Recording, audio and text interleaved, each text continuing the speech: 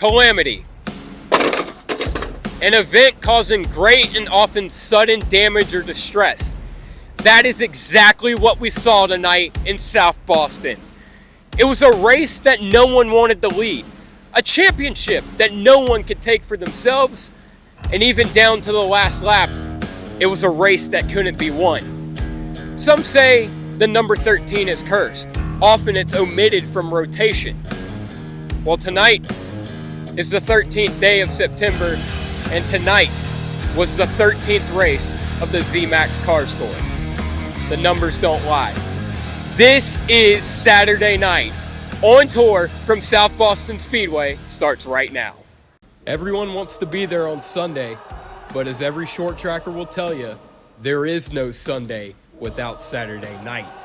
And every week, all across the nation, late models own Saturday night. This is the ballad of the sport's backbone, its hometown, its weekly star, and its greatest racing. This is Saturday night. This is On Tour. Welcome back to On Tour. My name is Buddy Pulley. I head up the late model coverage here on ATYL Media. The Cars Tour was at South Boston Speedway for what seemed to be a cursed 13th race of the season. We'll get to Sobo here in a few, but first we have an update on the I-95 showdown. Matt Cox, Andrew Grady, Dylan Newsom, and Tyler Matthews were the four to advance out of the opening round, and on September 6th, Doug Barnes Jr. put belt to rear end in race one of the battle back round, leading every lap at Southern National Motorsports Park en route to victory. Air Doug has driven his Ferrari to a handful of victories this season, Speed Week at Southern National, Dominion just a few weeks ago, but for whatever reason, the success hasn't transferred over to his rookie season in the Cars Tour. So what does a dominant win like this do for Driver 88's confidence? I mean, yeah, smooth is an understatement. That car drove itself. That was just one of them race cars that when you go to sleep at night, you dream about having a race car like that where it just borderline drives itself. And, it did. Like Dustin and the guys, they just, I don't know, man. They got this thing so perfect that it was unbelievable. Like, I was trying to save lap time, trying to just maintain the lead, and I kept grabbing a 10th here and a 10th there, and I feel like I slowed down way too much on a lap, but I still was getting distance, you know what I mean? But that's no disrespect to the competition. It's just more of we just had that good of a car. It just means a lot, man. Like, because it's like, we felt like we were building some momentum with the LPP squad. We had 2 top 5s in like 3 races, and then fell off a cliff at Anderson, and fell off a cliff at my personal favorite track, Lawrence. And it just sucks, man. I want to run great with those guys, and I want to get results. I'm not too sure what exactly is holding that back. But I tell you what, like when I walk in the track on Friday morning at South Boston, I'll be walking in with a lot of confidence. I hope I can supply it to those guys and lift them up and be like, look, man, we had a good Sobo 200. Let's get back on track. Let's put our performance and then go to Martinsville and bust some ass. The I-95 showdown picks back up October 11th at Florence Motor Speedway for race 2 of the battle back round. On to the Cars Tour at South Boston. For the Pro Late Models, it was deja vu as Keelan Harvick scored his second consecutive victory and third of the season, beating out Ben Mayer, who despite running winless on the season, still retains his championship advantage. Brandon Lopez finished in the 3rd position on the night of his late model stock debut. As for the late model stock feature, it was Truck Series playoff contender Kaden Honeycutt scoring his first Cars Tour late model stock victory since Ace Speedway in 2022. But before we talk to Kaden, let's take a look at the rest of the results from Sobo. Taking a look at the results from the Autos by Nelson race night at South Boston Speedway, it was of course Kaden Honeycutt snapping the 3-year-long winless streak, beating out Connor Jones by just half a car length on a green-white-checkered finish. We'll talk to both Kaden and Connor later. And 3rd place finisher, how fitting, Carson Lofton scores a podium for Nelson Motorsports on Auto by Nelson race night. So I don't think we were really that good at the beginning of the race, and as everyone kind of started falling out, we got track position. We had those really lone red flags, and the tires cooled off, track cooled off. We fired off really good. And I think if we had just a little bit more time, might have had a shot at the win. But congrats to Kaden and those guys. He had a really good car tonight, and just got to capitalize on that last restart to be able to contend for a win. Just can't thank this team enough. We've really struggled this year. They took a gamble on me to have no experience in these cars. So just super thankful for the opportunity. And like I say, hopefully we can carry this momentum to Martinsville in a few weeks. Landen Lewis rallies back from a damaged tire to finish 4th. That'll certainly be a topic of conversation later. Mason Diaz rounds out our top 5. Laney Bice comes home in the 6th position. Tristan McKee was spun from the lead but battles back to finish 7th. Cade Brown finishes 8th. Trevor Ward puts a second Nelson Motorsports car inside the top 10. He finishes 9th, and Landon Huffman rounds out the top 10. Some other notables: Mini Tyrell from the pole dominated early, but late contact with Tristan McKee would relegate him to the rear of the field. We'll talk to Tyrell later. Connor Hall took a big blow to his championship bid after getting caught up in this huge crash with Doug Barnes Jr. and Parker Eatman. Luckily, Barnes and Eatman were able to walk away. Connor Hall finished the race, and he and Connor Jones give their perspective of the big one at South Boston.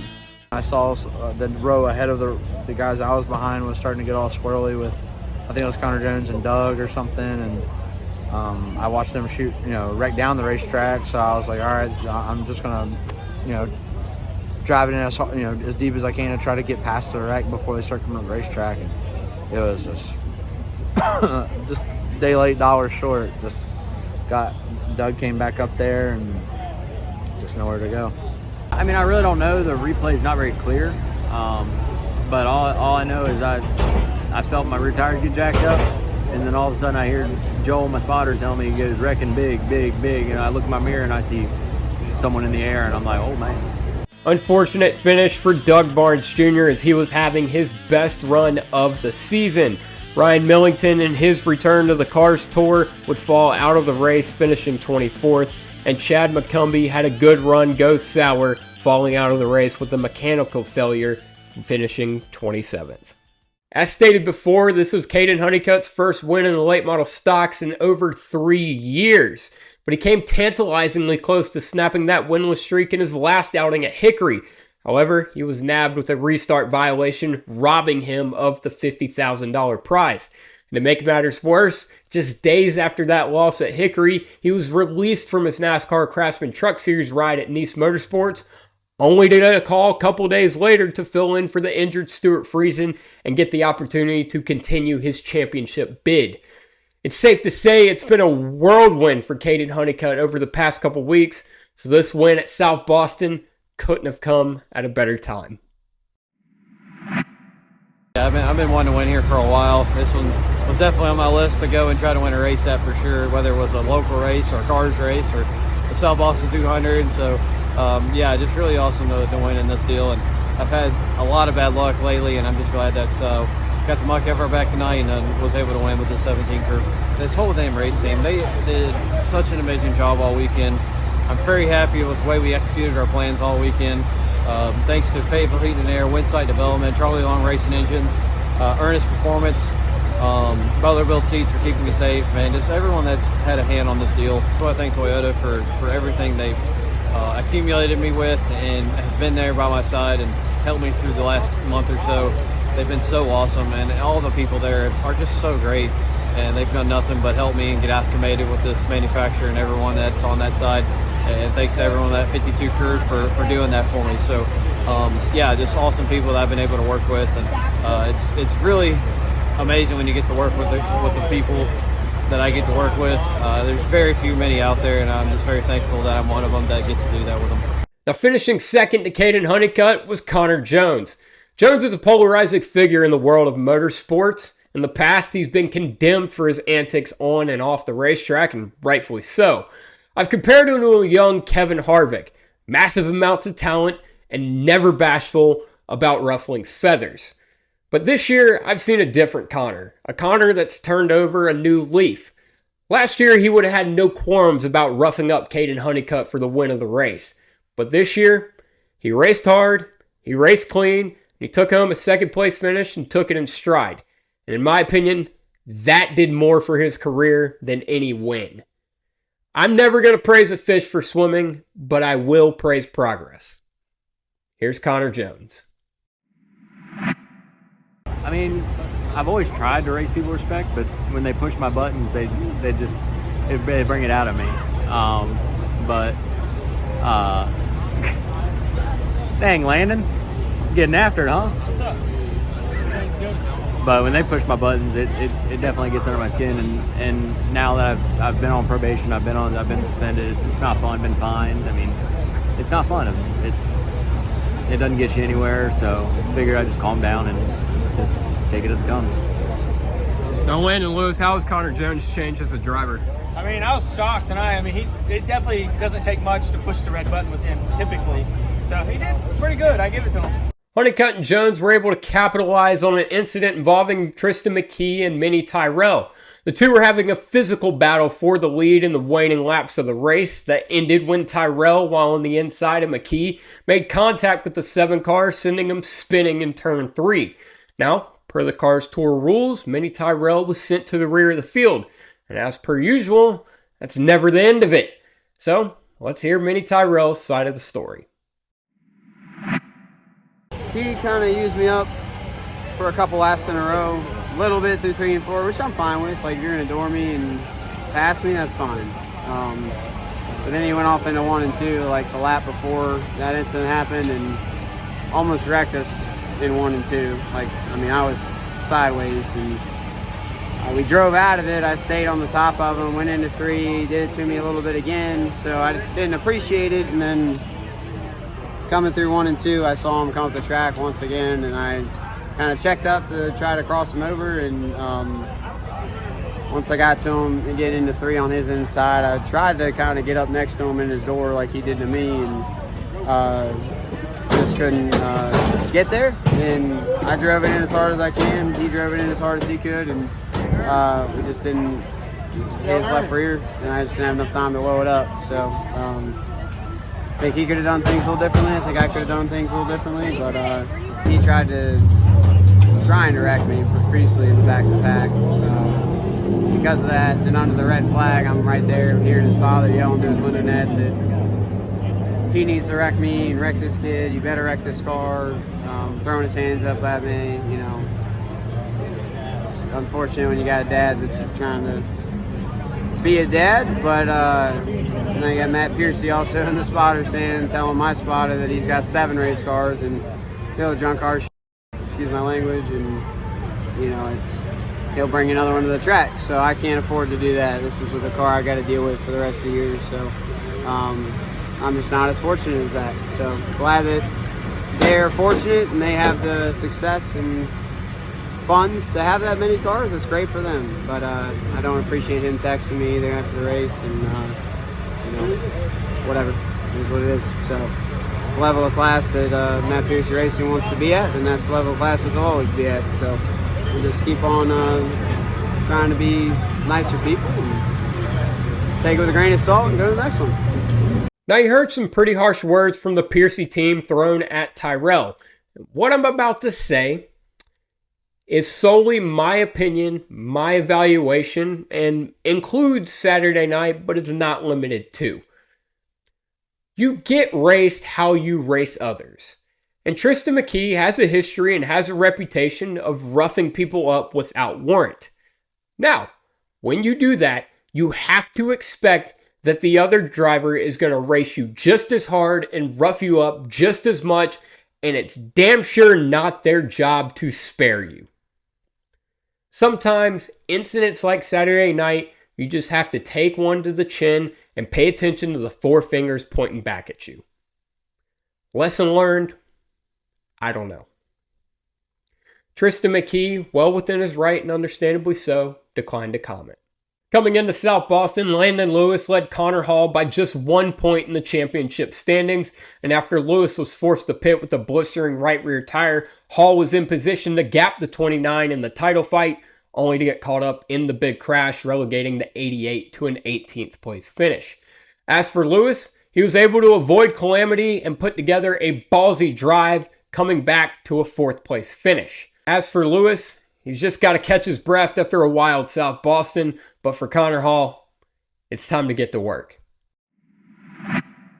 It's a tough spot to be put in when you feel like you have that much better car than anyone else, and you're just trying to dice your way through without causing carnage or without causing an enemy through that process. And it got to the point where I was kind of like, I don't really know what to do, and just got very lucky with a lot of things. I had a big pile up getting into one, and honestly, I closed my eyes for a second because I thought I was going to be involved in it. And the 88 ended up getting into wreck, and we just kind of got lucky on everything tonight. So we'll go back to the shop. We'll dissect everything because we threw the wholesale at it twice this week, once on Wednesday night and right before qualifying. So we just need to be better, and we'll get better as a group. We just got to go back to the shop and kind of just look over everything. So the championship going forward, same thing I always say. I just go home, work it with the guys in the shop, get Humpty Dumpty put back together again, make it as good as possible, go out there, win the last 3 races of the year, and wherever the points lie, where the points lie. I want to come out here and compete and win, and I think if you do that and stay out of trouble, the rest should take care of itself. Now, I'd be remiss if I didn't address Lewis's tire issue. Lewis was battling for the lead of the race when suddenly he began to free fall through the field, only to be saved by the competition caution at lap 90. He came down pit road, the team discovered the blister on the right rear, changed the tire, Lewis went back out and charged through the field. So what's the issue? Well, per the Cars Tour rules, if you change a tire, you're supposed to be penalized a lap. If it happens under green, you pay the penalty and track position loss. But Lewis was able to nurse it to the competition caution. On one hand, the tire was damaged. On the other hand, you got lucky with the caution. That was the heated debate around the garage after the race. So, why not hear from Landen Lewis and what he felt from the driver's seat? What happened with the tire? We fired off and we took the lead, got control of the race, and that was the biggest thing. We wanted to collect all the points that we could, and had control of the race and felt really good about it. And then when about 30 laps in, I caught a really bad vibration, and I kept telling him, trying to keep him updated with everything, and it just slowly got worse.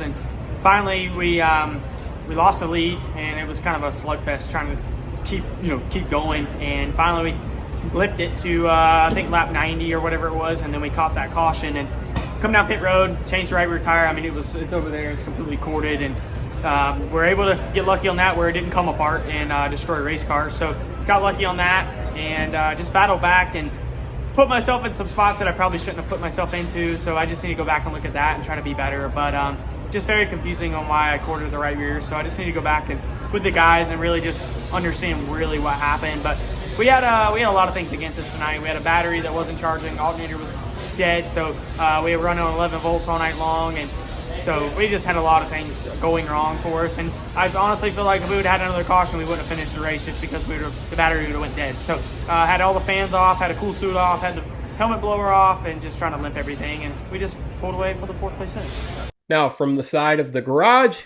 here's what Connor Hall had to say. If it was any car, I just want consistency across the board, whether it's me or whoever is dealing with an ailment. This is race 13 out of 15. We've played by the same rules in the same sandbox all year. I just think with 2 races to go and a championship on the line, consistency is key when you're running one of, if not the best short track series in the country. That's going to do it for this episode of On Tour. The next episode will follow the Catalina wine mixer of late model stock racing, the Valley Star 300 at Martinsville Speedway on September 27th. Follow us at ATYL Media and at The Buddy Pulley for all at the track coverage. And as always, support your local short tracks, and we'll see you after Martinsville.